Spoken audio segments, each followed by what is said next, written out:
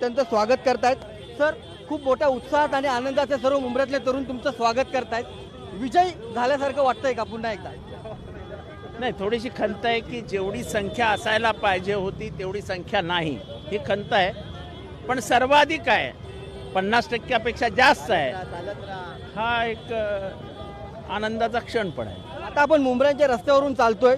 मुंब्र्याच्या विकासाबाबत आता अनेक जण येऊन पुढे बोलतायत, मात्र पुढच्या जर आपण गेल्या 15-20 वर्षाचा मुंब्रा पाहिला आणि त्याच्यानंतर तुम्ही जो विकास केला होता याबाबत अनेक जण आता टीका करताना पाहतायत की मुंब्र्याचा विकास झाला नव्हता। काय काय काय मुंब्र्याचा विकास झाला नव्हता असा अनेक जण आता टीका करतात। मात्र 15-20 वर्षापूर्वी जर आपण मुंब्रा पाहिला, 15-20 वर्षापूर्वीचा मुंब्रा आणि आत्ताच्या मुंब्र्यामध्ये जे काही झालंय त्याच्यामुळे तर लोक आजही मला मतदान करतात।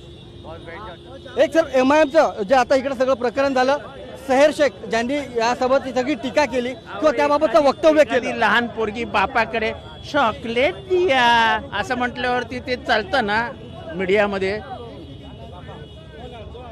ते चॉकलेट दिया बोलल्यानंतर मग ते सगळीकडे जातं बालिश वक्तव्य होतं असं?